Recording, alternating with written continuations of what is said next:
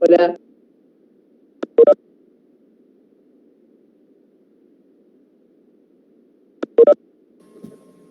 Hola a todos, arrancamos en unos minutitos, ¿sí?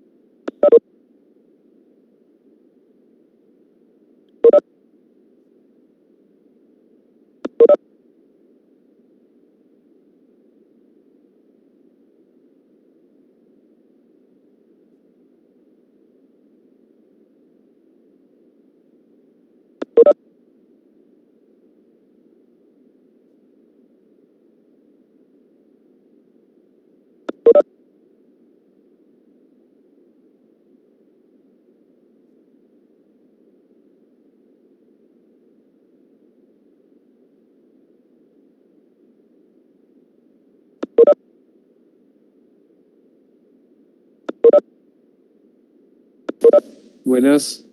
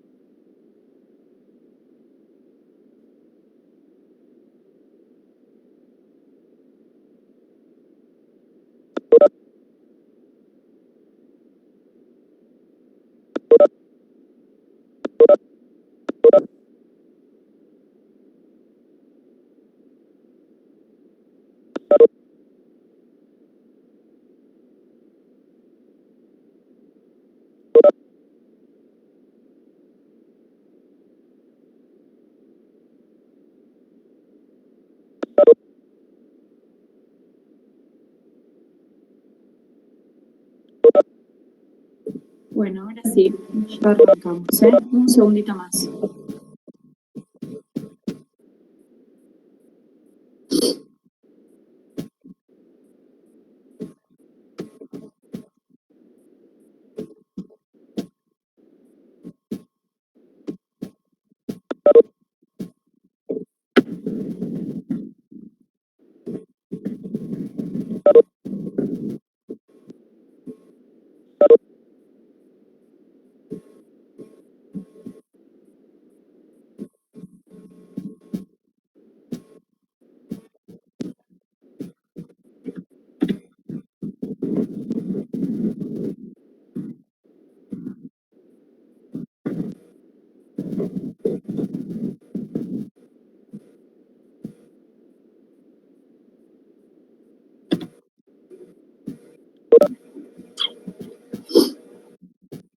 Y una última cosita que me puedo contar.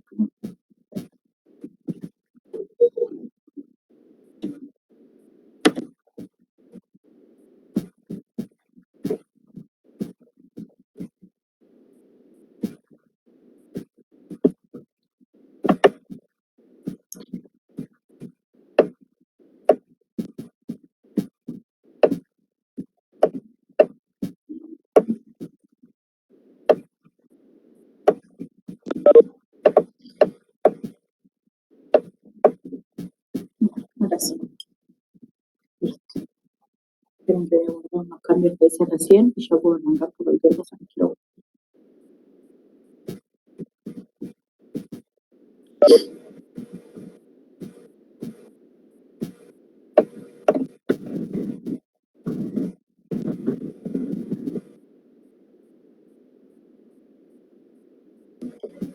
Muy bien. Bueno, ¿cómo andan? Hace un montón que no los veo. Hola, profe. ¿Cómo andan? ¿Todo bien? Bien. Bueno, quieren ir poniendo los presentes, que ahora voy a poner a grabar. ¿Cómo anduvieron el seminario pasado que lo dio Ana Cocholone? ¿Qué les pareció? Bien. Le entendemos mejor a usted, pero... No, es una genia, Ana sabe muchísimo. Está muy bueno que en la cátedra tenemos gente de diversas especialidades y eso nos enriquece un montón. De hecho, yo trabajo en el hospital con Ana, pero además aprendo de cuando Ana da clases y todo, porque es otra formación, otra visión de ver las cosas, otra forma de hablar, sí, está muy bueno. Hay fonoaudióloga, bueno, la idea es ir incorporando. Hay terapistas ocupacionales, entonces, bueno, está bueno eso de que tengan las clases por ahí que los den más los que hacen eso, ¿sí? ¿Se acuerdan que yo les había contado la clase de lenguaje, la parte de fonoaudiología me había costado a mí porque no es algo que nosotros normalmente manejamos así en un lenguaje tan técnico, ¿sí? Pero bueno, Bueno, a ver, están todos poniendo las condiciones. Perfecto. Bueno, muy bien. Les voy contando un poco del núcleo de hoy. No sé cuántos somos, a ver.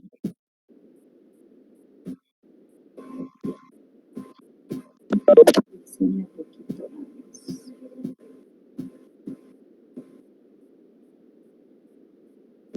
No me deja ver de la compu cuántos somos. ¿Alguien tiene cuántos somos? 149. 149. Wow, muy bien, muy bien. Y a ver las cámaras, ya las conozco de cara.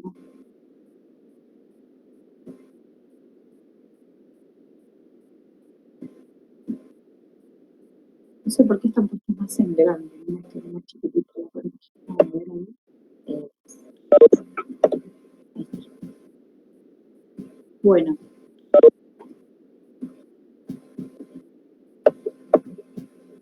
Perfecto. Grabo la presentación y ahora pongo a compartir pantalla, ¿sí? Ya saben, como siempre, si se traba o algo me avisan, ¿sí? Me paran y me avisan, porque yo cuando arranco. Le pongo play. Bueno, muy bien. Ahí veo algunas caras, no tantas cámaras. Bueno. Entrando y vamos a poner pantalla.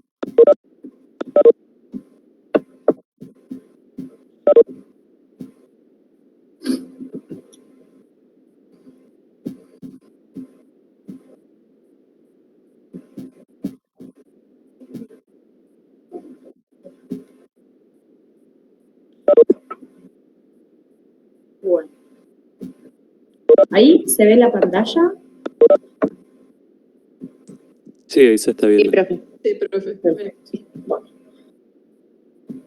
Bueno, este es el núcleo 12, ¿sí? Que es el de recreación y procesos de aprendizaje. Este núcleo va a estar dividido, y les voy a explicar un poco cómo vamos a hacer, lo que vamos a trabajar hoy en el seminario y después en el laboratorio.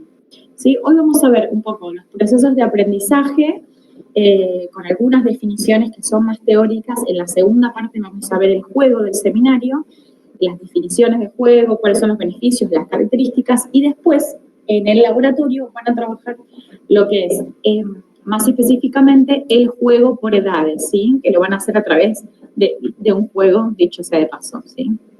Así que la segunda parte, que es yo como que voy a introducir y voy a dar toda la primera parte, digamos, la base fundamental del juego, y después por edades eso lo van a ver en el laboratorio, ¿sí?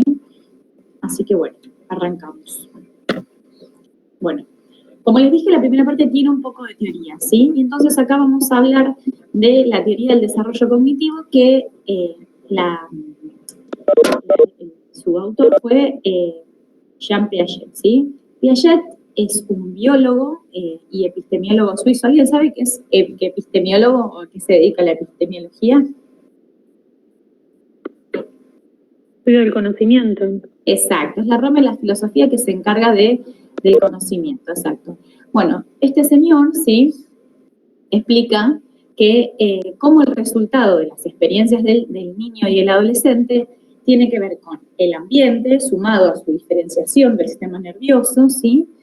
Y a la educación, y eso va a influir en la experiencia que tenga individual y en la autorregulación de su adaptación cognitiva, ¿sí? Y eso le va a permitir tener un equilibrio. Ahora vamos a ver que para poder entender su teoría hay que entender tres conceptos, ¿sí? También. Pero siempre estamos hablando de lo mismo. ¿Se acuerdan que una sola parte de las, por ejemplo, en el caso de la patología, en el caso de las enfermedades, una sola parte es la genética y el resto tiene que ver con todas las experiencias, con los factores ambientales a los que nos sometemos, ¿sí? Y hay que lograr un equilibrio entre estos, ¿sí?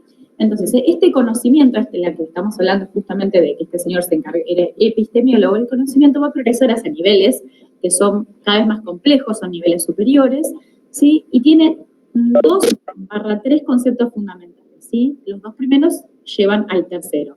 La asimilación, que es cuando nosotros incorporamos datos de la experiencia sobre un sustrato genético, otra vez vamos a lo mismo, la herencia, la parte de los genes que traemos, y lo creado por la actividad en sí, que la vivencia que estamos teniendo. Y la acomodación, que son qué cambios hacen al niño adolescente para resolver problemas nuevos, ¿sí? ¿Cómo me puedo acomodar a una situación? Estas dos van a llevar a la adaptación, que es la capacidad que tenemos, ¿sí? Las especies evolutivas superiores, que es estructurar el pensamiento, ¿sí? Y que podemos repetir y coordinar con otros y podemos llegar también a inventar, ¿sí? Es la formación de esquemas y estructuras del pensamiento, la adaptación.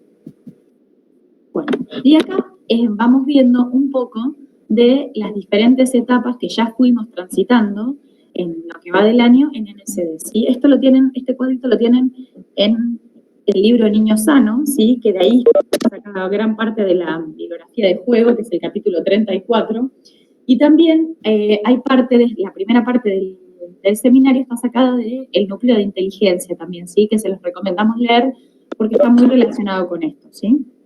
Entonces, nosotros ya fuimos viendo el desarrollo psicomotor, ¿se acuerdan cuando habíamos visto cómo empezaba a ser el desarrollo psicomotor desde un lactante de 0 a 3 meses y terminamos, ¿se acuerdan? Con los 5 años, hablamos del desarrollo psicosocial, ¿sí? El seminario pasado, y ahora vamos a hablar de este desarrollo cognoscitivo y en breve, en el seminario posterior, vamos a hablar del desarrollo psicosexual, ¿sí? Bueno, y las metas siempre, a través del equilibrio que se hallan entre estos 4 grandes ejes del desarrollo, van a ser lograr una autoestima adecuada, autonomía, creatividad, felicidad, solidaridad y salud, ¿sí? Y ahí tenemos las diferentes esferas o dimensiones que afectan a estos 4 ejes centrales, ¿sí? Y hoy nos vamos a referir al desarrollo cognitivo.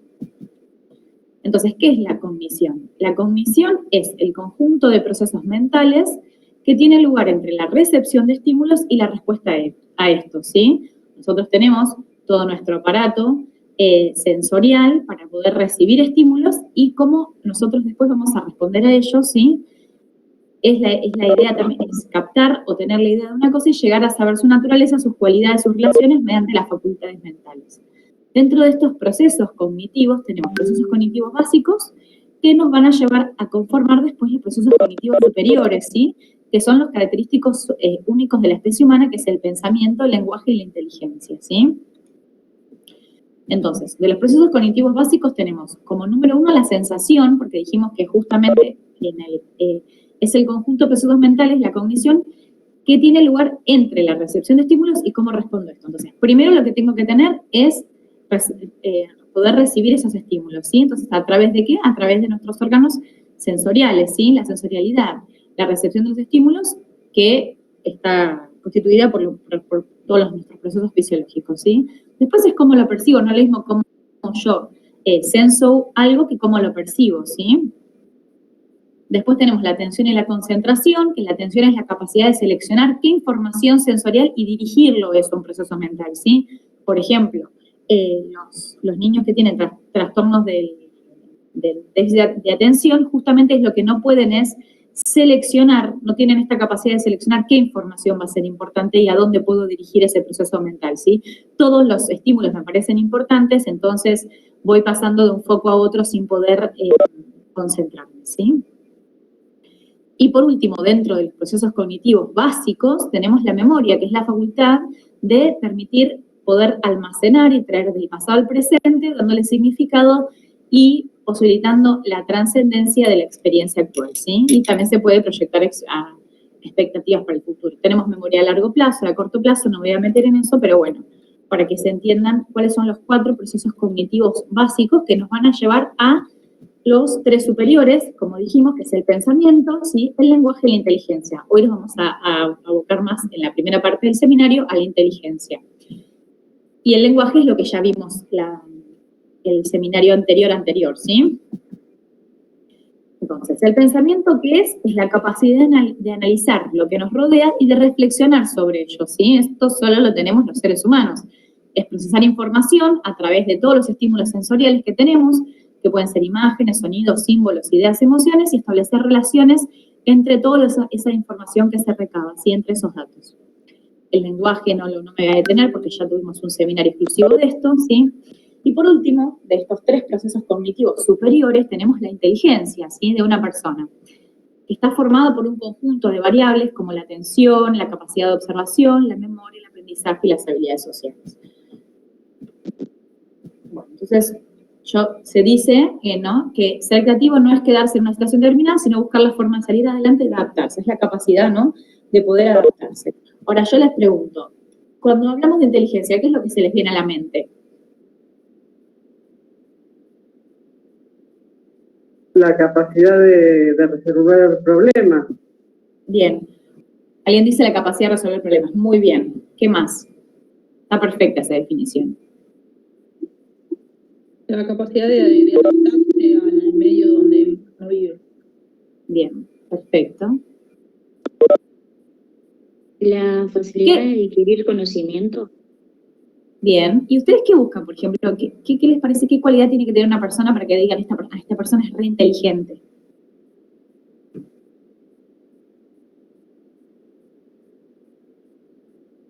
¿Qué otra cosa se les ocurre? ¿El razonamiento, profe? Bien, el razonamiento suena muy bien. ¿Razonamiento de qué? Y la posibilidad de razonar. Problemas, por ejemplo. Ecuaciones. Cuando piensan en el razonamiento, ¿qué se les vienen? ¿Ecuaciones, matemáticas? Yo siempre relaciono... ¿Se me escucha? Sí, se escucha perfecto. Una persona que es buena en matemáticas o que es buena para la lógica. Bien. Yo siempre relaciono inteligencia con la velocidad. ¿Velocidad para qué? Velocidad para resolver el estímulo que tenés delante, por ejemplo. Bien. Muy bien. ¿Alguien más? Yo opino algo parecido a lo que dijo el compañero recién. Creo que la inteligencia es la potencialidad que tiene uno para resolver distintas cosas. Puede tener inteligencia emocional, puedes tener inteligencia lógico-matemática, inteligencia motriz. Me encantó. Perfecto. Por ahí una persona muy inteligente tiene muchos conocimientos, pero es tímida o es torpe para moverse y viceversa. En muchos campos se puede desempeñar la inteligencia. Bien, esa es la otra pregunta. Entonces, ¿conocen más del tipo de inteligencia? Uy, perdón, ¿qué querían decir? Ahí no hablamos también de capacidades. Puede ser, pero va relacionada con esta última pregunta. Hay más de un tipo de inteligencia. Muchos, en general, nombraron esta capacidad de adaptación a problemas, la rapidez con la que resolvemos un problema. Recién dijeron algo de la parte emocional, de la destreza física. ¿Conocen más de un tipo de inteligencia? ¿O les parece que es una sola la definición de inteligencia? No, hay varias. Como dijo el compañero, claro, se puede distinguir entre la inteligencia emocional, que dista totalmente de la inteligencia de la lógica. A veces la inteligencia se puede confundir también con aprendizaje. Hay personas que tienen más facilidad para aprender cuestiones de la lógica, pero como dijo él, no pueden manejar una emoción correctamente.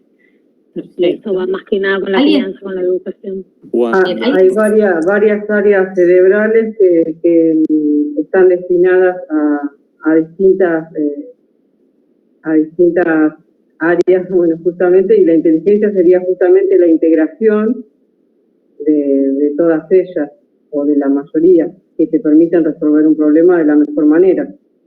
Bien. ¿Alguien escuchó hablar de un número particular de inteligencias? ¿Que a alguien le suene que haya Lo del IQ. 7 tipos de inteligencias. En la campaña de Gauss, de Campana. Bien, muy bien.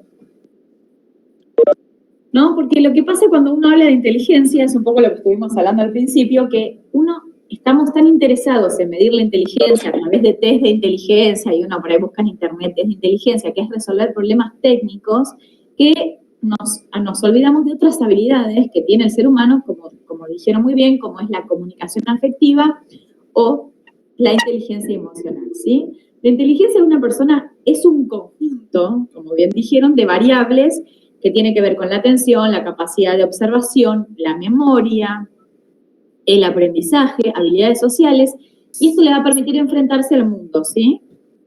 Y entonces, hablando de que no hay una sola inteligencia, este señor, Howard Gardner, ¿sí? Habla de las inteligencias múltiples. Dice, mientras la mayoría de las personas poseen un gran espectro de inteligencias, cada tiene características propias para aprender, ¿sí? Todos los seres humanos tenemos inteligencias múltiples, pero en cada persona va a predominar una o varias y las combina y las usa de diferentes maneras, ¿sí? Uno no puede decir que, no sé, solo un matemático es, solo las personas, no sé, que tienen facilidad para las matemáticas van a ser inteligentes, ¿sí? Porque esas personas por ahí no tienen habilidad para comunicarse emocionalmente, para comprender lo que le pasa al otro, no tienen destreza física, entonces ese tipo solo tienen inteligencia, que ahora vamos a ver dentro de estos 7 tipos que dijeron muy bien, solo tienen, por ejemplo, inteligencia lógico-matemática, ¿sí? Y son muy carentes de inteligencia, por ejemplo, interpersonal, ¿sí? Ahí están los 7 tipos de inteligencia que tenemos, ¿sí? Bueno, la primera que nos viene a la mente es la que hablamos, la lógico-matemática, que es esto, es la capacidad de razonar y cuantificar cosas y resolver problemas y sacar hipótesis, ¿no? Después tenemos la existencial. Bueno, en la lógica matemática, ¿quién se les viene a la mente? A ver qué profesionales se les vienen a la mente. Ingenieros. Muy Los bien, contadores. perfecto, contadores. ¿Qué más? Profesores ¿Profesores de qué? de matemática, Bien, de matemática. ingeniería, Matemática, física. química. Perfecto, perfecto. Son todos esos, así como los nombraron tal cual.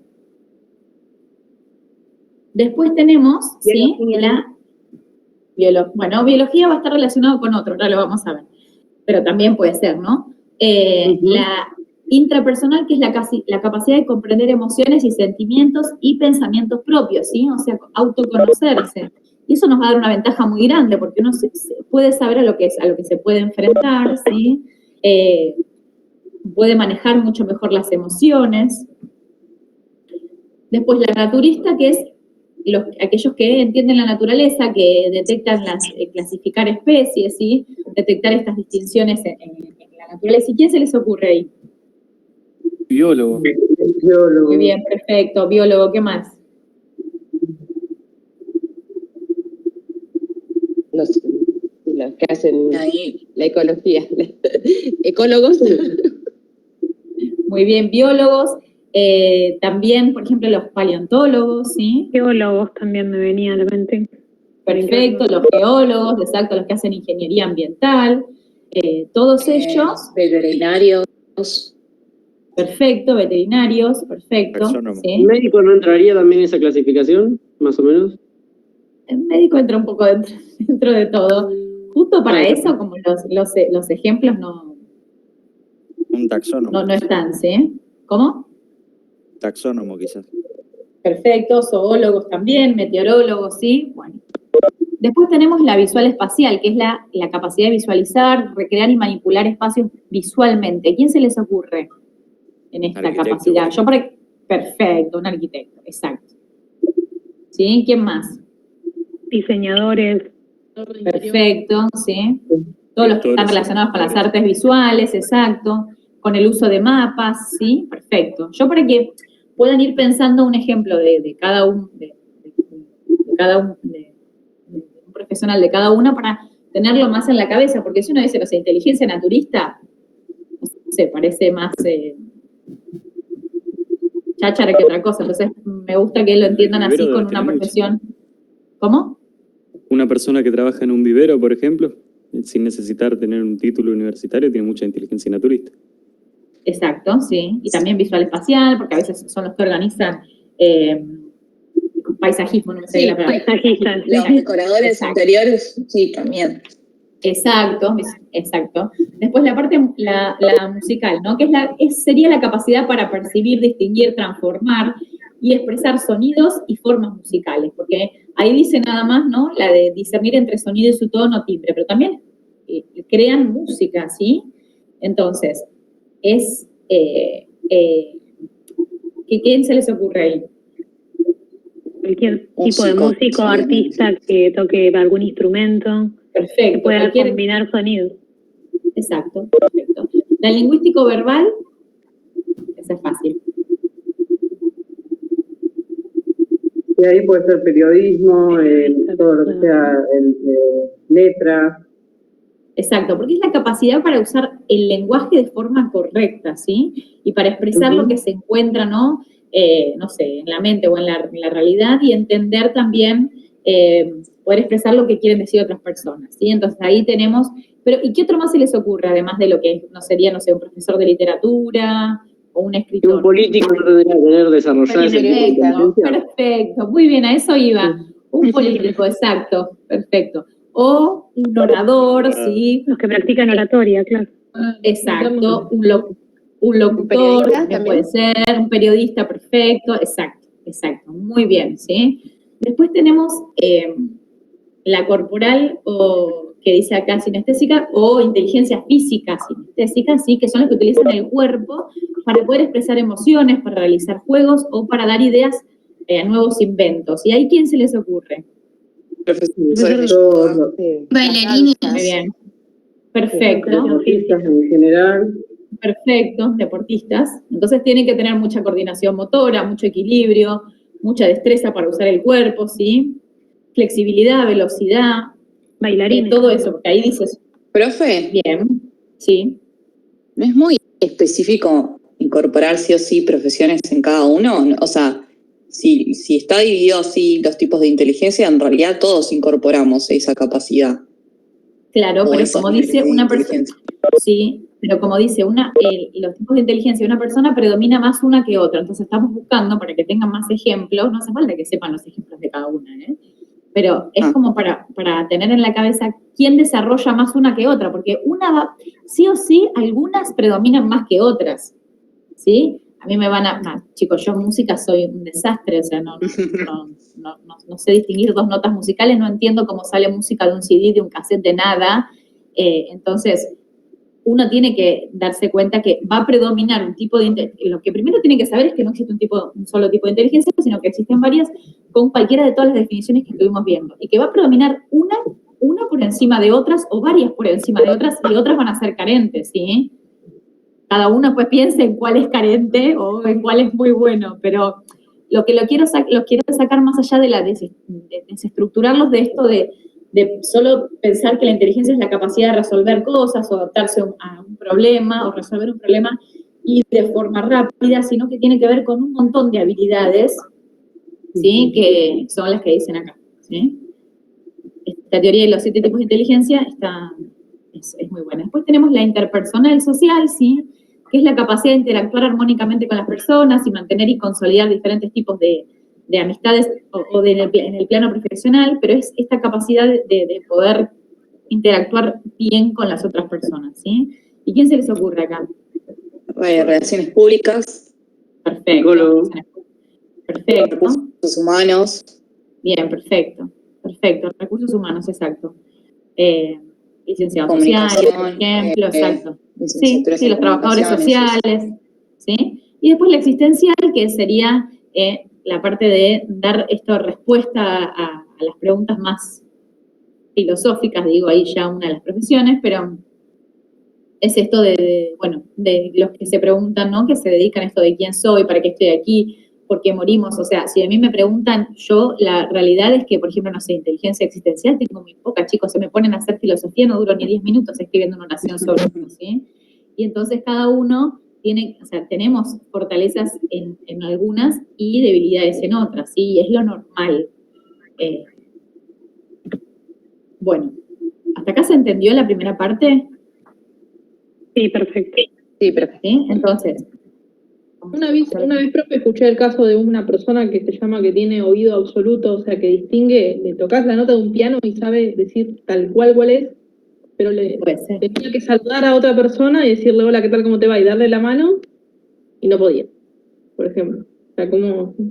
Sí, bueno, sí, vieron, de hecho, dentro de los trastornos del espectro autista, tenemos los que tienen mucha capacidad intelectual, por ejemplo, y no sé, hay incluso dentro de las personas que tienen Asperger, hay algunos que tienen muchísima capacidad de memoria y capacidad intelectual para resolver problemas, y después no tienen ninguna habilidad para comunicarse socialmente, entonces no pueden transmitir lo que saben, ¿sí? Entonces siempre va a haber un equilibrio, entre comillas, de una u otras, como lo que les dije, ¿sí? Pero no pensemos solamente en la inteligencia como esta capacidad para resolver problemas o adaptarse al medio de forma eficaz, sino que tenemos un montón, porque mismo en la destreza física, ¿sí? Bueno, todo lo que estuvimos hablando. Entonces, primero...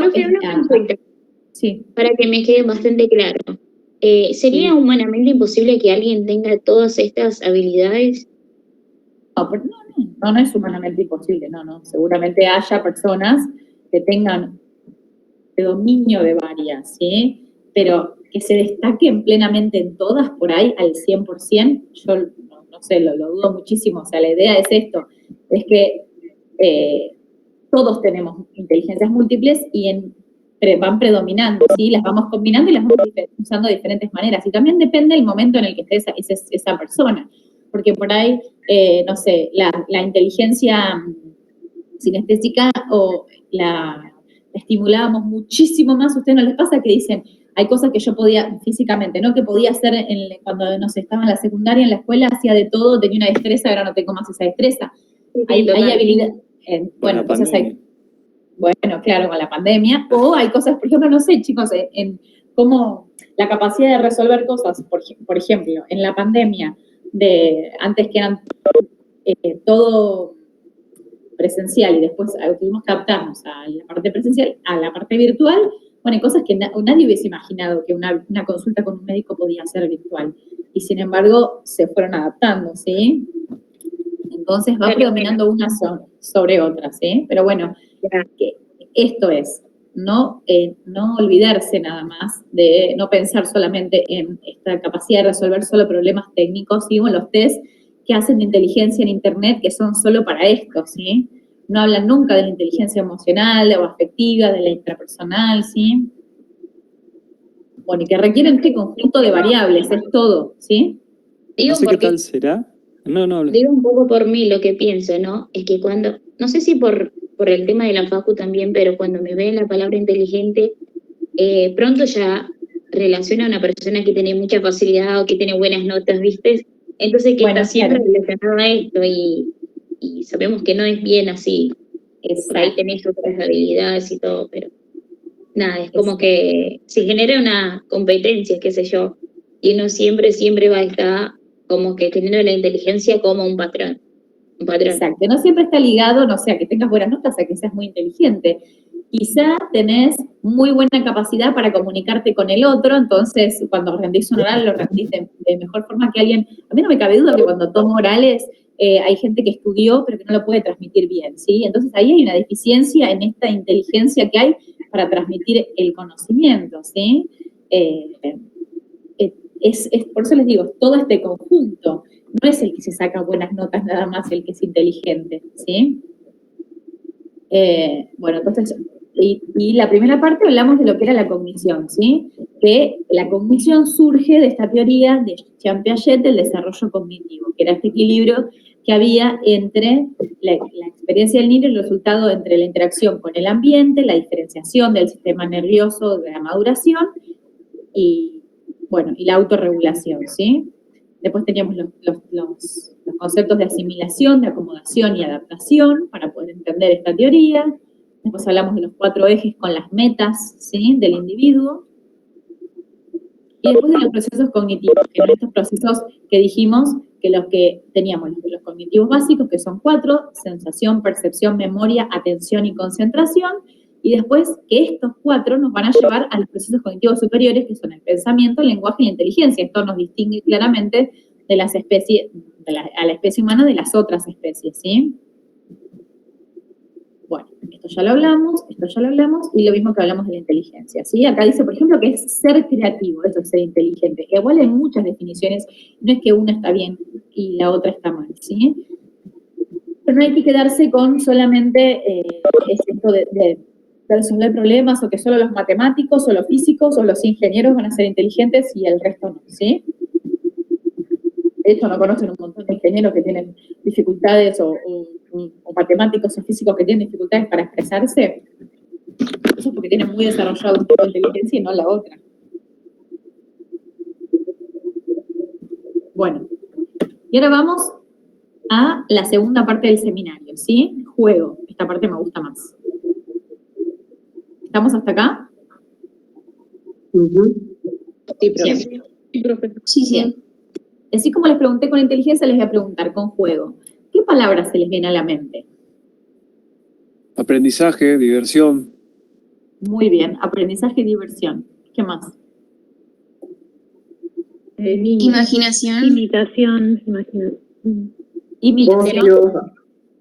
Ocio, actividad libre. Bien. Estimulación. Problematización. Perfecto, problematización, bárbaro, me encantan todas las palabras que están diciendo, están todas muy bien. Bueno, ¿alguien más? ¿Alguna? Interacción. Bien, interacción. ¿Con qué? ¿Puede ser compartir también, profe? Sí, compartir. ¿Interaccionar por qué? Con los pares, con los materiales pares, también. Bien, perfecto. Y con la imaginación también, porque a veces el niño juega solo y está jugando en realidad. Hay una interacción, pero implícita, digamos, sin ver a otro. Hay un otro imaginario, pero no hay un otro físico, digamos. Bien, muy Eso bien. me viene a la mente la palabra aburrirse, porque muchas veces es el puntapié para desarrollar nuevos juegos o para crearlos. Y es necesario. Bien. ¿Y qué les parece? ¿Qué rol ocupa el juego en la vida de los niños? Porque construye con el juego. Es un medio de aprendizaje. En realidad ellos aprenden mucho jugando, o sea, o internalizan jugando mediante juegos. Puede ser juegos simbólicos, juegos, bueno, pues cuando ya son más grandes puede ser juegos reglados, para incorporar ciertas reglas. Les da herramientas. Y también es una forma de comunicar. Estimulación. Estimular habilidades. Sí, muy bien. ¿Qué habilidades? No se les ocurre que se estimulan a través del juego.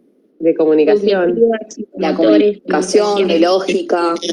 Las motoras. Bien, perfecto. Motoras, exacto. De relaciones. Como en la película, que es cuando la nena jugaba con Emocionales también. Perfecto, emocionales. Muy bien. Y en realidad todos los tipos de inteligencia que estuvimos viendo se pueden trabajar mediante juegos. Exacto. Bien.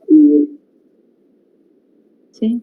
Es así como están diciendo. No sé si leyeron muy bien la bibliografía y la entendieron, o tienen mucha idea, porque mi idea es que se vayan hoy después del seminario con algo que cuanto más allá de lo que pensamos implica el juego en la niñez, ¿sí? O sea, cuán importante remarcar la importancia del juego, ¿sí? No solo como una actividad de ocio para los niños, ¿sí? Ahora vamos a entrar un poco más en esto, pero me fueron diciendo la mayoría de los... También es un medio de comunicación, porque expresan mediante el juego y podemos sacar como se hace, por ejemplo, no sé, en la cámara Gesell, por irnos a un extremo, pero mediante lo que el chico hace, vos podés saber qué es lo que tiene, lo que vivió o lo que está sintiendo.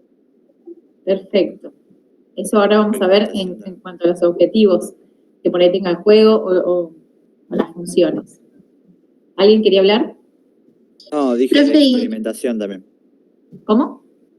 Que yo dije de experimentación también. Perfecto, Cuando le estás experimentación. jugando a correr, está aprendiendo cuánto da su cuerpo, con qué puede hacer, qué no puede hacer, por ejemplo. Exacto.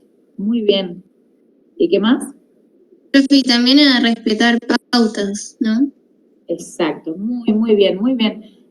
Por favor, anótense todo esto, porque después cuando preguntamos en el oral del final, juego, no sé si es un tema que cuelgan o qué, pero después les preguntamos, no sé, cuáles son las funciones del juego, cuál es la importancia del juego, no les sale ni una de todas las definiciones que me dijeron prácticamente todo, ¿sí? Así que está perfecto lo que dijeron. Es mucho más allá del ocio en los niños, ¿sí? Entonces, y acá vamos a remarcar nuestro rol, de los puericultores o del personal de salud, ¿sí? Así como nosotros tenemos que conocer cómo tiene que ser una alimentación adecuada para el óptimo crecimiento del niño, el juego es tan importante para el óptimo crecimiento y desarrollo de un niño, ¿sí? Eso es lo que vamos a ver ahora en las siguientes diapositivas. Y entonces, nosotros no podemos no saber cuáles son los beneficios, las características, cómo tiene que ser el juego para un correcto desarrollo del niño. Porque si yo estoy diciendo que es una parte fundamental, ¿por qué tengo que saber cómo tiene que ser la alimentación, cuándo la puede introducir, cuáles son los beneficios de la lactancia versus la fórmula, qué tipo de comida puede comer, hasta cómo la prepara, porque tenemos que aprendernos cómo preparan las fórmulas, por ejemplo, y no vamos a saber cómo es el juego del niño, estoy diciendo que es algo que es vital en el desarrollo del niño. Entonces, sí o sí, parte de la tarea del personal de salud es acompañar al niño en este proceso integral de crecimiento, y eso incluye el estudio y la aplicación práctica y tener claridad sobre el por qué, para qué, cómo, dónde, cuándo juegan los niños, ¿sí? Porque les permite construir y reconstruir las metas del desarrollo. ¿Se acuerdan de esas metas que habíamos visto al principio en ese gráfico? Que la autoestima, la autonomía, la creatividad, la felicidad, la solidaridad, la salud, la capacidad de resiliencia. ¿Se acuerdan? Miren, de los 4 ejes. Metas: autoestima, autonomía, creatividad, felicidad, solidaridad, salud, capacidad de resiliencia, ¿sí? Ahí están las metas.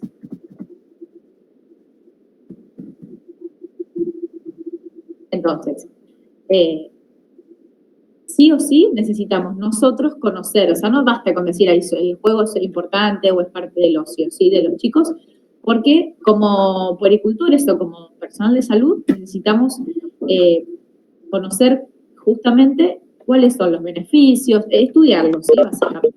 Entonces, ¿qué características tiene el juego? ¿Sí? El juego es placentero de por sí, y ese placer va a inducir a su repetición. Incluso a veces puede no ir acompañado de signos de regocijo per se, pero el juego es una actividad placentera para los chicos, ¿sí?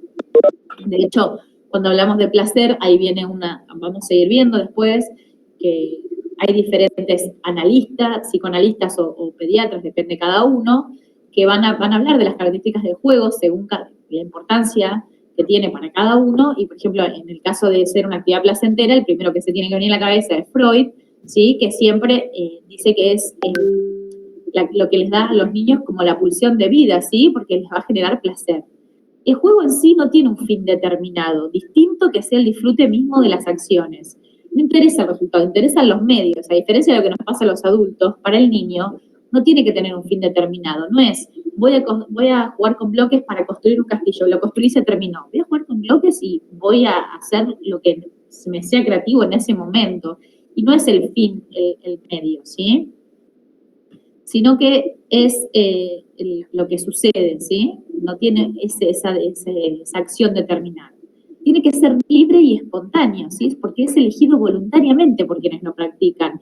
No tiene que haber ni imposiciones ni programaciones rigurosas, que ahí es donde entramos los adultos o hacemos actividades adultocentristas, que siempre es, bueno, juguemos a esto, y por ahí, si el niño inventa un juego, estamos quitando la creatividad de ese juego, ¿sí? O si quiere cambiar el juego y jugar de su forma, es también creativo, ¿sí? No hace falta que sigan reglas estrictas, porque no tiene que tener presiones, ¿sí? Y vamos a ver que cuando nosotros presionamos o queremos programar, el juego se va a suspender, porque no va a generar placer, ¿sí? Por parte del niño. Va a implicar una participación activa que tiene que estar concentrada en esta tarea, ¿sí? Que puede ser física, mental o ambas. Pero tiene que tener una participación activa. Eso vamos a ver que va a fortalecer, por ejemplo, la capacidad de concentración y atención del niño, ¿sí? Entonces, el juego es la acción más relevante dentro del proceso de crecimiento y desarrollo, ¿sí? Profe, pero no va a tener una duda. Sí. Entonces, en un principio, más que nada por ahí cuando el niño es más pequeño, no hay que imponer las reglas de un juego, sino que dejarlo que juegue como quiera. O sea, que no siga las reglas. No tiene juego. O sea, no es necesario que siga las reglas. No es necesario, sobre todo los más chiquititos que no siguen reglas, su capacidad de atención es más corta. No, tenemos que estimular la creatividad, ¿sí? Sí podemos, no sé, si queremos jugar a algo, nosotros invitarlo a jugar, pero si el niño es creativo y, por ejemplo, no sé, vos querés jugar a, qué sé yo, a encontrar colores con cartas y de repente se le ocurre otro juego y está haciendo, en vez de juntar colores con cartas, juntar figuras con colores, otra cosa, está perfecto también, ¿sí? O a veces no juegan a eso y vos le das unas cartas y se hacen una pilita de cartas, hacen una casita con las cartas, está todo bien, ¿sí? No tiene que ser estructurado. Nosotros, los adultos, los vemos como algo que tiene un fin determinado, ¿sí? Esto que les digo, vamos a los bloques para construir algo. Y por ahí el niño no juega a los bloques para construir algo, ¿sí? Depende igual también el tipo de habilidad que tenga. Algunos chicos que les interesa más van a hacer más juegos de construcción, otros van a hacer más juegos físicos, ¿sí? es según el interés del chico, por eso tiene que ser espontáneo y tiene que ser libre, ¿sí? Y no tiene un fin diferente que la satisfacción misma de jugar, ¿sí? El niño juega porque lo disfruta y porque le da placer, ¿sí? Cuando hablo de niños siempre es niño y niña, ¿sí? Y los adolescentes que también es importante el juego, no los quiero dejar afuera, ¿sí? Bueno, y entonces el juego no solo es importante para el desarrollo, sino que es un derecho, ¿sí? Está en la Constitución, en la Convención sobre los Derechos del Niño, en el artículo 31.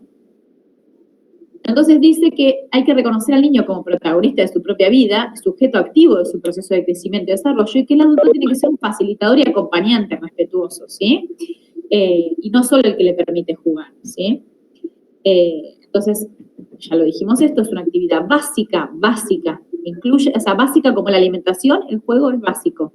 Una actividad básica de la niñez que debe ser estimulada y apoyada pensando siempre en el interés superior del niño, ¿sí? Entonces, si es un derecho, nosotros como adultos tenemos que garantizar que se cumpla ese derecho, ¿sí? Y es una de las cosas que, por ejemplo, el pediatra debería preguntar: ¿cómo duerme? ¿Cómo se alimenta? ¿Cómo lo bañás? ¿Cómo juega? ¿Qué juega? ¿Sí? Es muy importante que nosotros evaluemos cómo es el juego.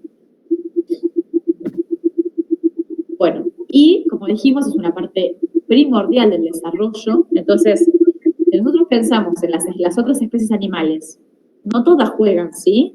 Las que juegan son las especies más evolucionadas, es decir, que el juego tiene esto que involucra el desarrollo del ser humano, ¿sí? De hecho, la niñez se prolonga más cuanto más evolucionada la especie, ¿sí? Y el juego es el centro de la niñez. Entonces, de acá nos viene la idea de que evolutivamente tiene mucha importancia el juego. Si no fuera importante evolutivamente para la especie, no existiría el juego, ¿sí? Para la especie.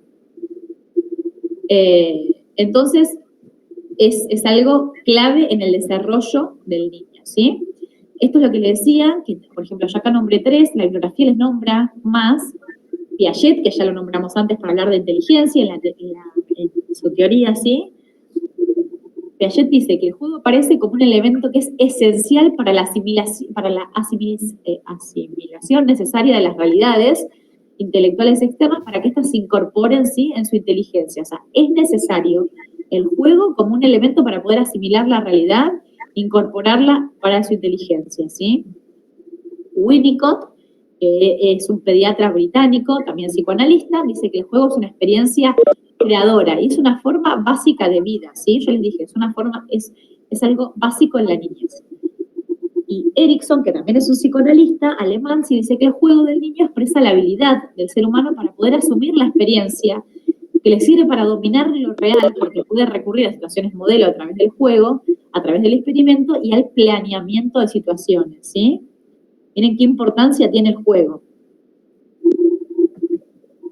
Bueno, entonces, resumiendo todo esto, vamos a decir que el juego es una herramienta indispensable para el desarrollo físico, cognitivo, psicológico y social del niño. No es un solo área en la que va a ser importante, ¿sí? Va a servir para experimentar, para aprender, para comprender la realidad que lo rodea, para liberar tensiones. Ahora vamos a ir viendo un poco para desarrollar su imaginación. Todo esto me lo fueron diciendo, para resolver conflictos, para entender su entorno, ¿sí? Entonces, dentro de estas tenemos 4 áreas, de las cuales el juego va a estimular estas 4 áreas importantes: la social, la motora, la emocional y la cognitiva, ¿sí? Bueno, dentro del aparato motor me lo fueron diciendo. ¿Por qué? Porque adquiere control sobre el cuerpo y sobre su esquema corporal, ¿sí? Esto lo vamos a ver, por ejemplo, los recién... ¿Qué juego se les ocurre? No es del seminario, pero ¿qué juego se les ocurre de 0 a 6 meses? Que ni siquiera deambulan los bebés. Y cuando empiezan a descubrir las partes del cuerpo, las manitos, luego los pies, que se empiezan a llevar a la boca. Se llevan a la boca porque les causa placer, muy bien. Primero es como que lo conocen y después empiezan a jugar con los piecitos, bueno, después cuando se pueden sentar, también tocan otras áreas del cuerpo. Algo que tenga sonido. ¿Cómo? Algo que hace ruido. Ah, perfecto, como un sonajero, exacto, como un sonajero, o la voz de la mamá, o les ponemos música y cantamos, ¿sí? O la mamá le da besos, o lo acaricia, o la mamá o el cuidador, el que sea, ¿no? lo estimula diferentes partes del cuerpo, ¿sí? Se los va nombrando, va adquiriendo el esquema corporal. Y cuando Por ejemplo, balbucea y repite su propia voz también, que lo hace como un juego. Exacto, ¿sí? Se llaman como los libros sin páginas, digamos, en los primeros 6 meses, porque no tienen la capacidad ni siquiera de por ahí de agarrar bien un libro y pasar las hojas en los primeros 6 meses, pero toda esta estimulación táctil y sensorial que le podemos dar, esto le va a permitir adquirir mayor control sobre su cuerpo, tener un esquema corporal del lugar que lo rodea, ¿sí? Reconocerse uno mismo de alguien diferente. ¿Se acuerdan lo de la angustia del 8º mes? Que ahí empezaba a reconocer que él era una persona diferente de la teta de su mamá, ¿sí? Les permite el tener el control postural y del equilibrio, ¿sí? Identificar el cuerpo como un todo separado del resto y también de sus partes, ¿sí? Entonces, todo esto es lo que aporta el juego al desarrollo motor, ¿sí? Después, ¿qué aporta el desarrollo cognitivo? Y esto ya me lo fueron diciendo un poco, ¿no? ¿Sí? Permite desarrollar el pensamiento, comprender el entorno, poner en marcha habilidades cognitivas, el juego simbólico y el dominio del lenguaje, ¿sí? ¿Alguien sabe lo que es el juego simbólico? ¿Tipo de juego de roles? Un rol, claro. Muy bien. Jugar a como si. Bien. ¿Y qué les parece que le permite eso?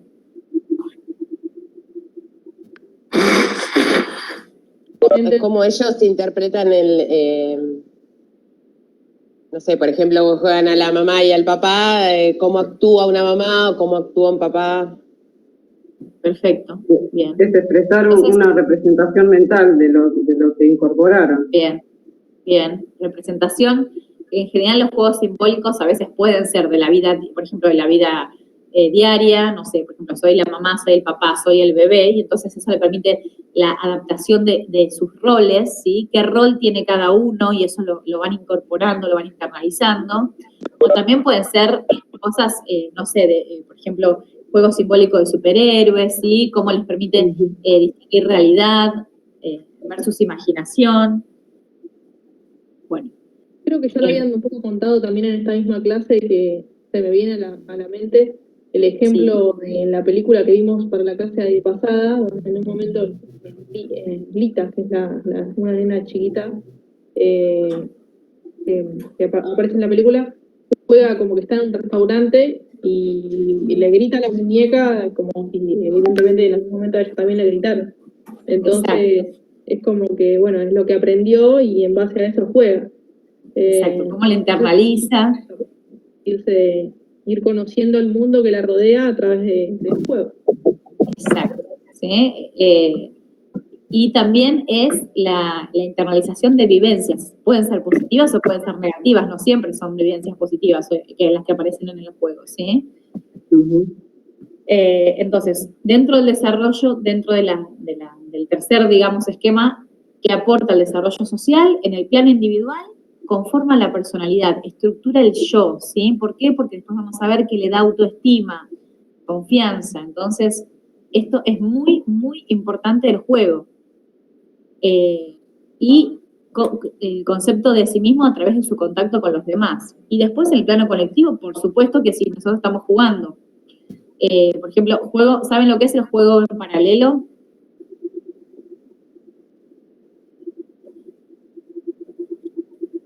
No lo sé. Yes. ¿Cómo? No lo sé. Cuando los dos niños juegan, pero no entre sí. Bien, no interactúan, por ahí están en el mismo lugar, ¿sí? Pero no tienen un rol cada uno, no hay juego de reglas o de, no sé, vos sos la mamá, yo soy el papá y ahora viene el bebé, ese juego no está, ¿sí? Cada uno juega al juego que quiera en el mismo lugar en general, eso es un juego paralelo. Y se da, por lo general, antes de los 2 años, 2, 3 años, ahí entre los 3 años empieza ahí sí el juego de sociabilización, donde están los turnos, la espera, ¿sí? Pero bueno, todo esto le va a permitir la integración social, por supuesto, ¿sí?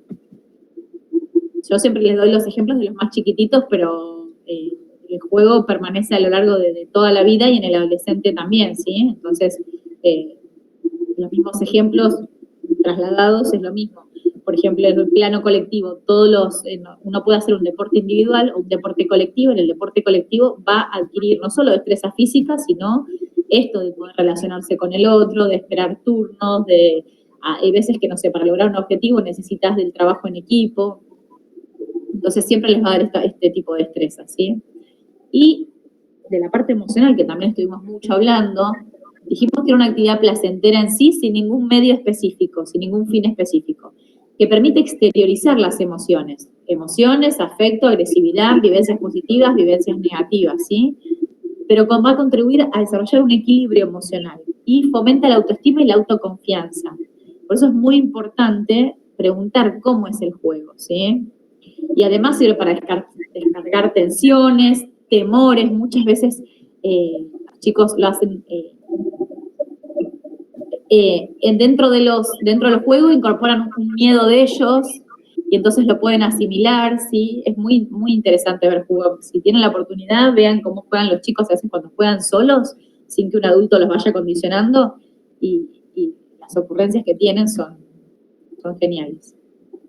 Bueno, entonces, no solo es en el ámbito para el desarrollo del chico, ya dijimos que es un derecho, y que era una parte fundamental, una piedra angular del desarrollo de los niños, sino que tenemos otras funciones que me las fueron diciendo. Por ejemplo, en la educación, ¿sí? ¿Por qué? Porque se aprende jugando, y es un recurso educativo de un valor invaluable, ¿sí? De hecho, vieron estos colegios Montessori o escuelas que son más, que van cambiando, digamos, su estructura porque van adaptando el juego como forma de aprendizaje y son las que mejor, a las que mejor les va, ¿sí? Es una metodología de enseñanza. La Waldorf también, exactamente, muy bien, gracias. Porque a través del juego podemos ejercitar la capacidad de concentración, la capacidad de atención, la memoria, la imaginación, la creatividad, ¿sí? Entonces, en educación es un recurso educativo invaluable. En el diagnóstico, ¿por qué? Porque está lo que llamamos la semiología del juego. Esto que yo les digo, por ejemplo, nosotros como personal de salud, preguntarles a qué juega, cómo, si por ejemplo está pasando por una situación traumática o no traumática, el nacimiento de un hermano, cómo internalizan las vivencias a través del juego, ¿sí? Entonces, dentro de la semiología hay que preguntar a qué juega, cómo juega, con quién juega, cuánto juega. Nosotros y deberíamos tener, bueno, ahora en pandemia no tanto, pero siempre había juegos en los consultorios, en las salas de espera, uno ve cómo interacciona el niño con los juegos, ¿sí? Y como tratamiento, ¿y ahí qué se les ocurre? El juego como tratamiento. Para la motricidad fina, para ese tipo de, no sé, de fisioterapia, para niños y demás. Bien. Para poder desarrollar alguna habilidad motora que tal vez no tenga. Bien, la parte motora, como rehabilitación motora. ¿Y qué más? ¿Qué otra rehabilitación se les ocurre? La parte emocional.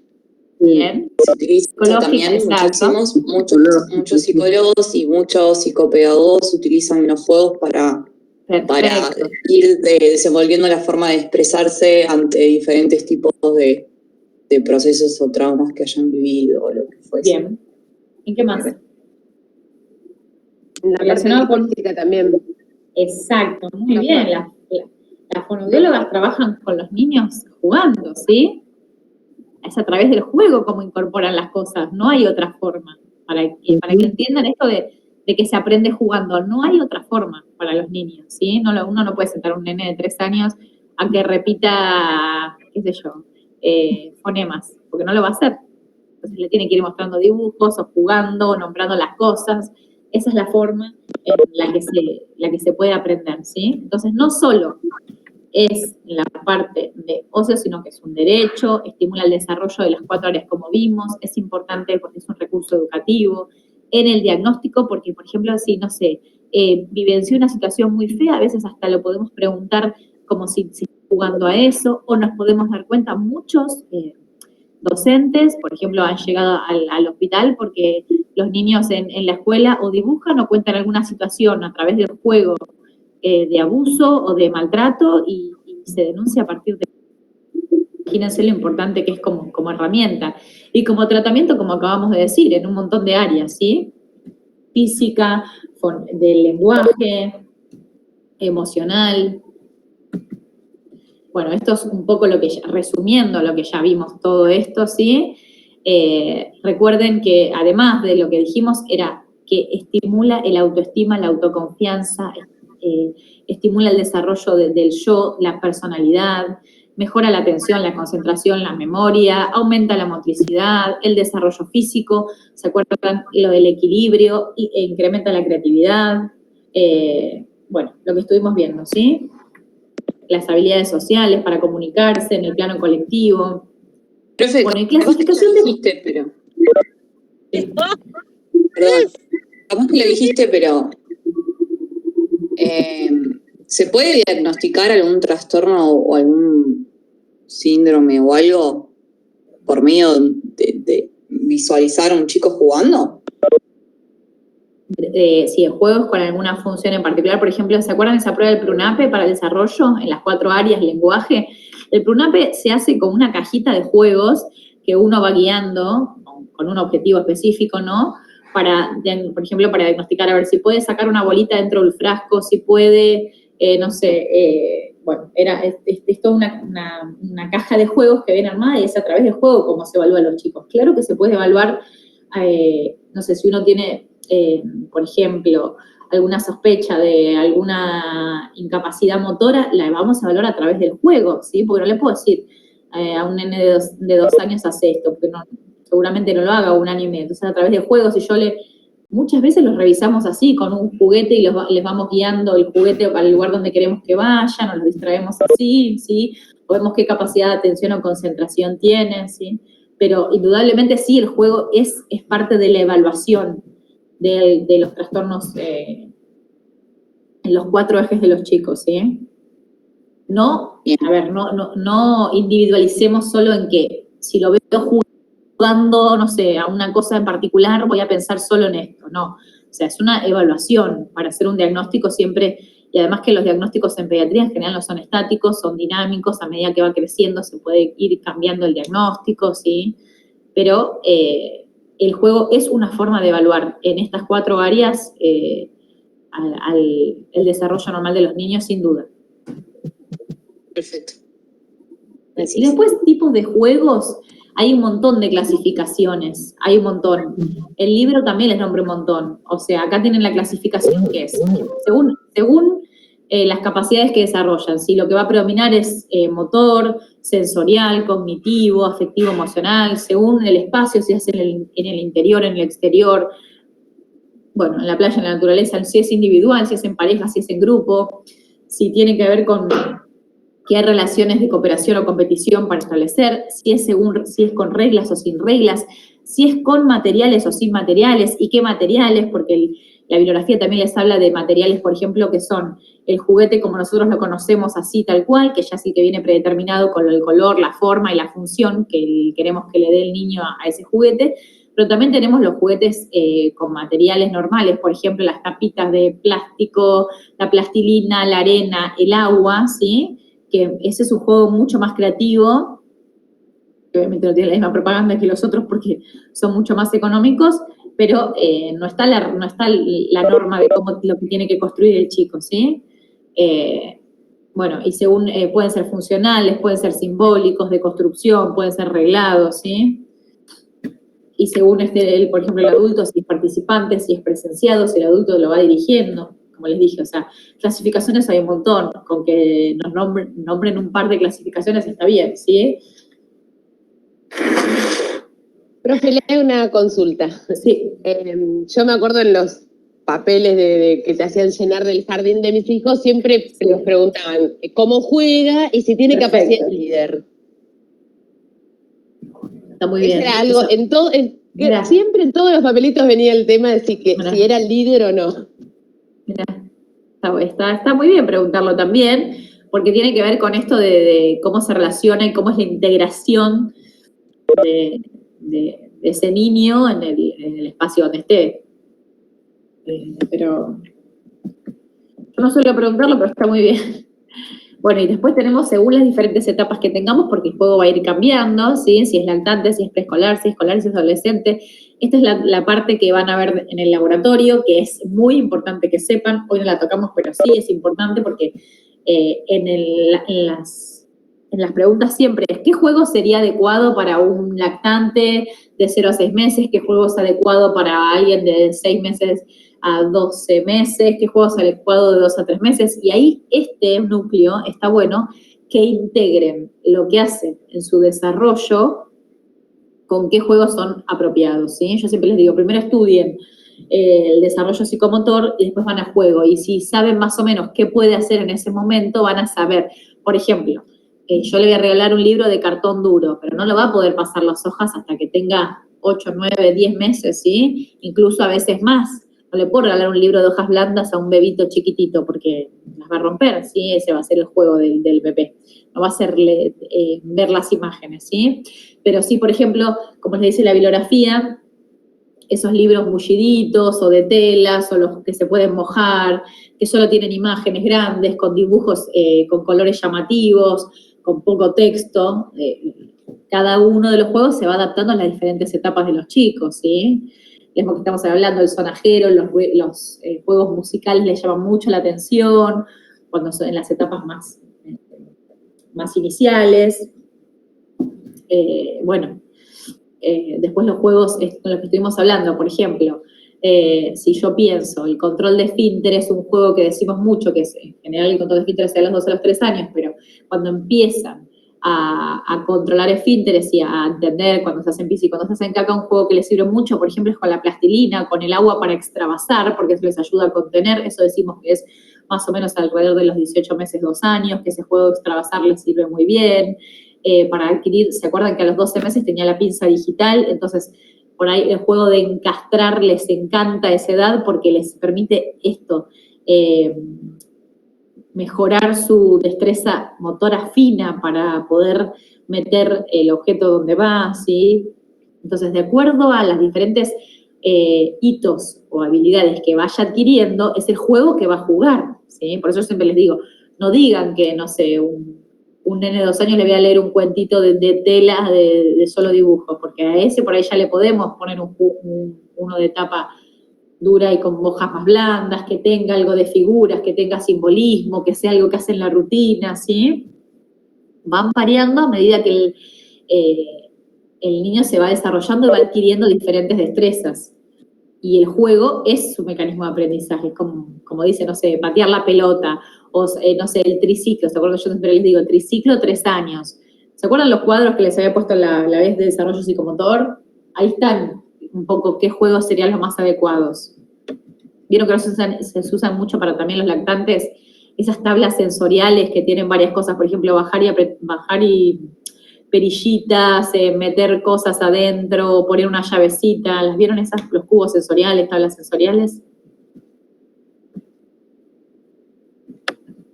¿No las vieron? Sí, son artesanales, la mayoría. Vienen también tableritos para los varones. Claro. Bueno, y la lectura, que tienen un montón de bibliografía sobre esto, ¿sí? Les va a permitir estimular, es parte del juego, ¿sí? Les va a permitir estimular también lo mismo, interaccionar con el libro y relacionarse con el libro en las diferentes etapas evolutivas. Fíjense, ¿qué edad les parece que tienen esos lactantes? 10 meses, 6, no, un poco más, 8 meses más o menos. Puede ser. ¿Qué posición está el que tiene jardinero? ¿Raptando? Reptando o casi en balconeo, porque está así como por extender. Y fíjese cómo es el libro, como les digo yo, ¿qué tiene el libro? Sí, de tela, goma. Textura. Exacto, textura, colores llamativos, no tiene texto, es mullidito, es de acuerdo a medida que vaya creciendo como tiene que ser, ¿sí? Y siempre nosotros tenemos que promocionar la lectura, sobre todo, que es algo que a medida que más uso de pantallas hay, menos estímulo hay de la lectura, ¿sí? Que se puede hacer en la consulta del pediatra, se puede hacer rincones de lectura en las salas de espera, bibliotecas de libros, cuando se van pasando los libros, por ejemplo, en el jardín o en la institución donde estén, ¿sí? Bueno, después, Esos, de libros, de lectura, tienen un montón de bibliografía. Hay uno de la SAP, que es de cómo estimular la lectura, qué tipo de lectura. Aquí está, es muy fácil de leer, muy práctico.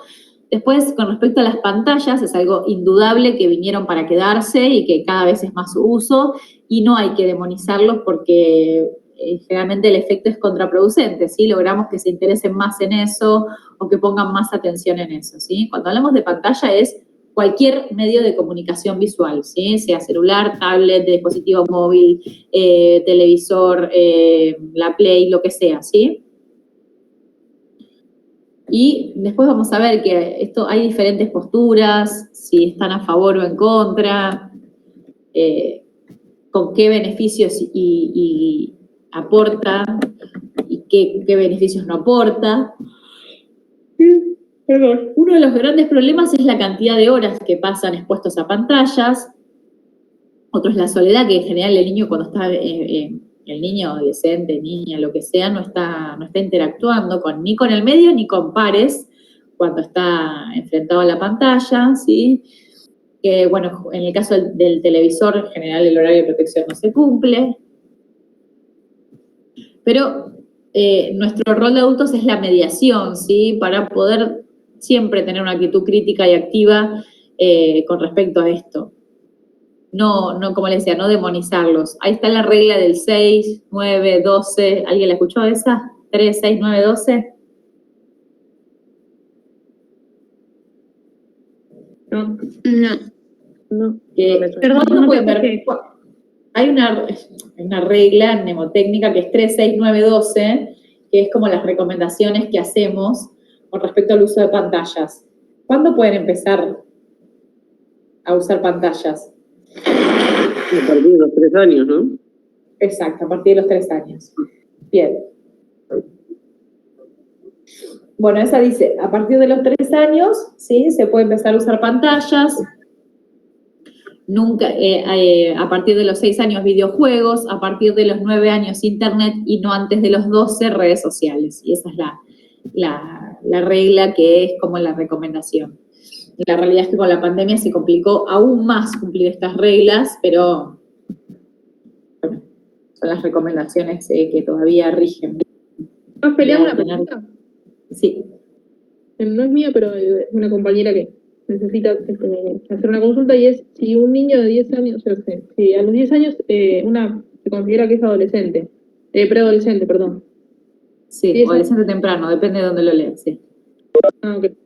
Adolescente temprano. Puede ser adolescente, sí, preadolescente, adolescente temprano. Van a ver, cuando veamos adolescencia lo van a ver. Gracias. Ah, no, ¿qué? ¿Eso era? ¿Solo eso? Sí, tenía una duda una persona y no le anda el chat, entonces me mandó un mensaje. Ah, pero pensé que era con respecto a esto, este nombre. Bueno. Un poco también, no sé bien a qué venía su pregunta, pero la pregunta era básicamente esa, si a los 10 años se considera preadolescente. Sí, se considera preadolescente o adolescencia temprano, depende de la bibliografía, de adolescencia no es unificada. Pero bueno, hay una definición de la OMS que es de 11 a 19 adolescencia, y ahí incluye todos los tipos. Entonces, si te regís por esa definición exclusiva de la OMS, entraría dentro de preadolescente. Okay. Sí. Bueno, ¿alguna pregunta que tengan? No sé si les gustó el núcleo, les quedó claro, no es difícil. No, es divertido, es un juego. Bueno, en el laboratorio van a jugar, ¿eh? No sé si ya vieron la actividad, pero van a jugar.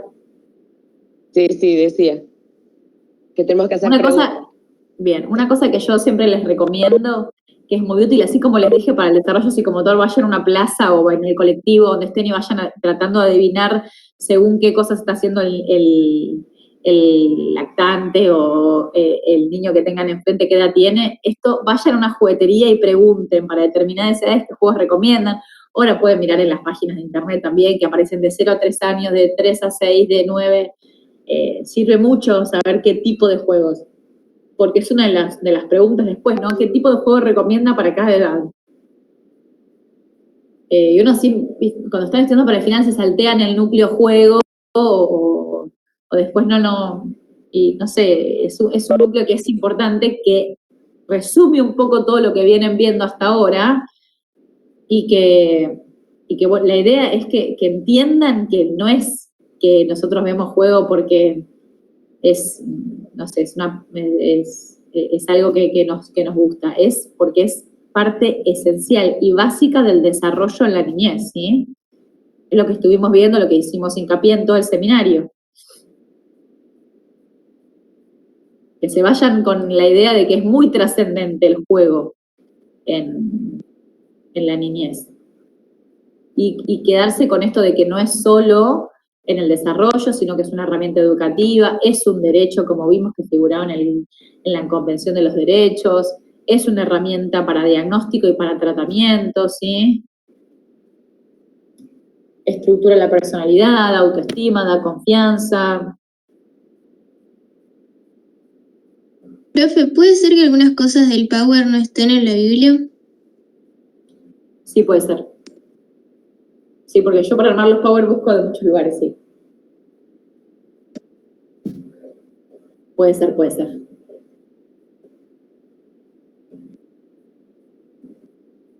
Por eso me graban ahí de clandestinamente o toman apuntes de las clases. A lo old fashion. O sacan fotos, claro. Sí. Claro. Muy bien. Yo, si no, cuando tengo clases de la maestría o lo que sea, me armo un drive y voy haciendo las anotaciones de los docentes. Las hago en compu, pero es también tipo como si fueran anotaciones. Pero bueno, igual está sacado la mayoría de lo del núcleo de juego de niño sano y la primera parte del núcleo 2 o 3 del niño sano y después del núcleo de inteligencia, que no me acuerdo qué número es del núcleo. Pero está de la mayoría de lo de niños sanos, ¿sí? Lo de Piaget, lo de Erikson, lo de Winnicott, las definiciones, todo. Por ahí algunas imágenes o algunos, no sé, los Smart Art, esas cosas que son más didáctica para que lo vean nada más, ¿sí? Bueno, ¿alguna otra pregunta?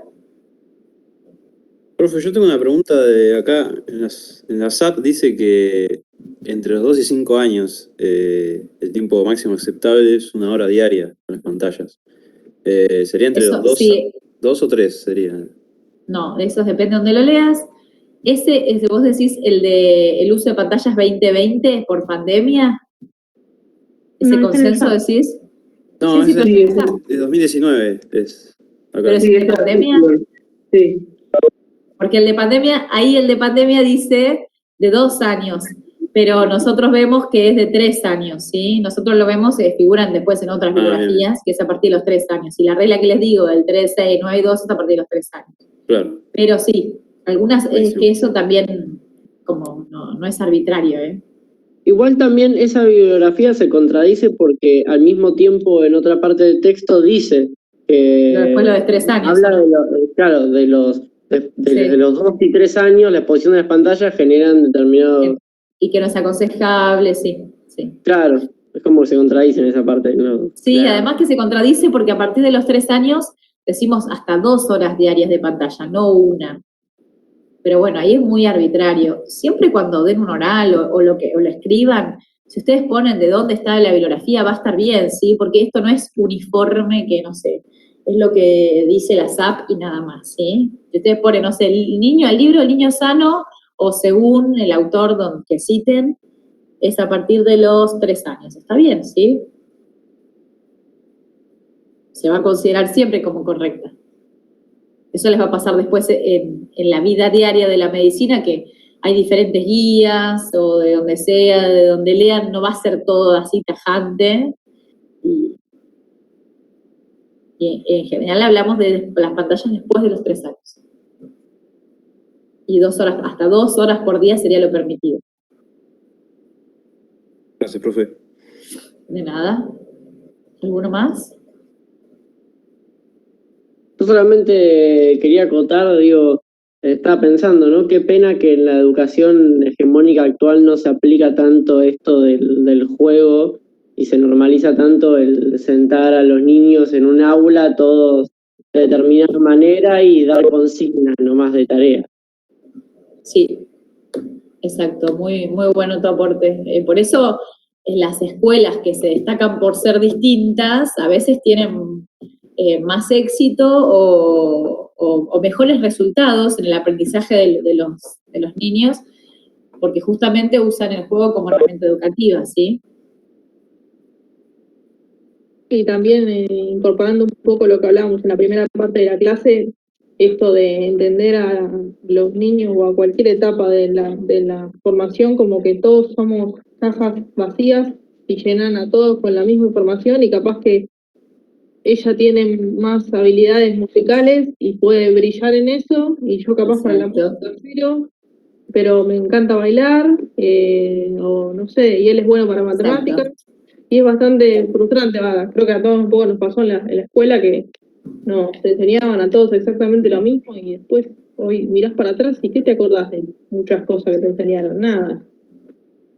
Hay una imagen muy conocida, o al menos hubo un tiempo que redundaba por muchas redes, que ponía varios animales y decía, lo voy a decir así nomás porque no me acuerdo específicamente, pero como que decía que era tonto definir la inteligencia de una persona de manera igual. Ponía, no sé, como que el pez pudiera subir un árbol, que no es lo mismo que un mono, o sea, como que las habilidades diferentes no te hacían menos inteligentes que otros. Como que es lo que vos decís. Me hubiese servido, Laura, para arrancar la clase. Hay una imagen que está justo que aparece un pez en una pecera, el mono en un árbol, y decía eso, como que las diferentes habilidades no definen tu inteligencia. Como que comparaba que cada uno se va a destacar en otras cosas, en obtener otras habilidades, y eso no te hace menos inteligente que otro. Esa imagen la conozco desde muy chiquita, que está bueno porque es esto de como cuando te pasan en la facultad, de que si saca mejor nota que vos en una materia, sea como que te hace sentir... Sí, vos pensás que ya es muy superior esa persona. Sí, es que me pasa que tengo compañeras que tienen esa idea. Bueno, yo ya hice otra carrera antes de medicina. Comprendí que si bien la palabra carrera pareciera que uno estuviera dentro de una carrera a ver quién gana primero, y en realidad no va en ese sentido. Y una nota no te define, y una habilidad diferente a la de la persona que está al lado tampoco. Entonces, nada, la imagen esa la conozco hace años y justo me hizo acordar ella que decía que por ahí en música no se destaca, pero otra persona al lado puede ser totalmente brillante y eso no te hace menos inteligente que la otra persona. Exacto. Y menos una nota que califica solo algo muy específico de un ámbito particular, ¿sí? No evalúan nada en el resto de las habilidades. Yo siempre digo, y de hecho la medicina tiene muchas ramas y es una de las cosas buenas porque, no sé, generalmente los que estudian cosas en patología no les gusta el contacto con el paciente, no tienen habilidad interpersonal, no se saben comunicar bien, les gusta estar metido con el microscopio y mirando piezas, ¿sí? Entonces es distinta la habilidad que uno tiene o según lo que va a elegir. Lo mismo que el pediatra. Al pediatra le debería gustar hablar un poco y la puericultura y la muy limitado.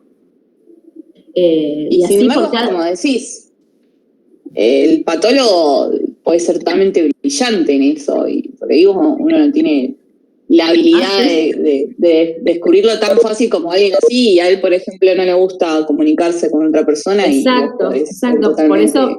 Por eso uno puede ir buscando dentro de la medicina qué rama es la que más le gusta según las habilidades que uno tenga o que las inteligencias que a uno le predominen, ¿sí?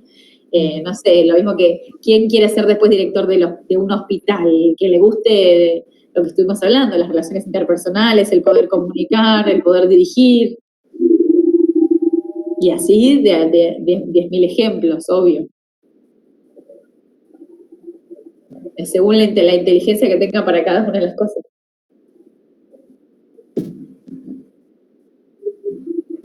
La pregunta que me hicieron antes, si tenían que saberse cada profesión según un tipo de inteligencia, no, claro que no hace falta. Yo para que tuvieran como algo más para relacionarlo con el tipo de inteligencia de la que estábamos hablando. Pero nada más. No, sí, estaba buscando la imagen a ver si la podía compartir, pero no la encuentro. pero es muy buena, no me acuerdo de qué autor la había generado, y nada, estaba ilustrada con la imagen de los animales, como un pez no podía subir a un árbol, pero un mono sí, y sin embargo el pez podía tener la habilidad de nadar y el mono no.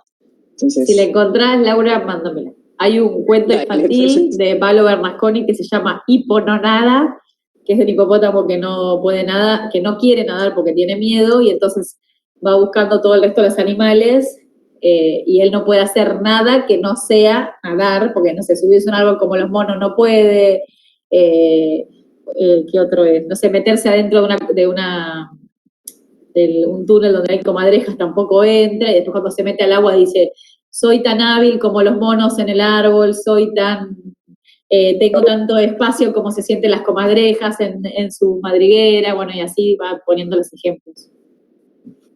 Sí, es genial. Acá igual si uno lo piensa también tenemos... ¿Cómo? Perdón. No, es que, digo, si uno lo piensa también creo que en nuestra infancia hemos tenido estímulos que ahora capaz que en esa época no lo razonabas, pero ahora sí, muchas canciones de María Elena Walsh también, como que... Y cuánto estimula la creatividad, sí. Sí. Acá encontré la frase que hacía referencia, y supuestamente es de Albert Einstein, y dice, todos somos genios, pero si juzgas a un pez por su habilidad para escalar un árbol, pasará toda su vida creyendo que es un inútil. Esa era. Muy bueno, me encanta. Con eso voy a arrancar el seminario del año que viene, chicos. Gracias, se los estoy spoileando, pero con eso voy a arrancar el seminario del año que viene. Muy bueno. Poné créditos ahí, Lescano la... Voy a poner. Gracias a Laura y a Bruno. Muy bueno. Es básicamente eso, resumiendo la primera parte de la clase y la otra parte del juego en la importancia. Sí, que de hecho ha habido muchas personalidades así que se han destacado en un área que cuando estaban estudiando los han tachado de burros, entre comillas, y resulta que la inteligencia de él iba por otro lado. Sí, que no. Y también respecto a lo que decía el compañero, que por el sistema educativo actual, sacando los colegios privados que por ahí tienen alguna otra modalidad, las oportunidades de desarrollo que se pierden también, ¿no? Porque a veces un chico se frustra pensando que no puede o no es bueno para tal o cual cosa, pero es bueno para muchas otras. Exacto. Es rol fundamental del docente tratar de potenciar las destrezas que uno ve de sus alumnos, ¿sí? Las habilidades y las destrezas que tenga ese alumno, y no disminuirlo por las que no tiene, o hacerlo sentir inferior, o no sé, lo que sea, ¿sí? Pero bueno, es así la educación tradicional, digamos.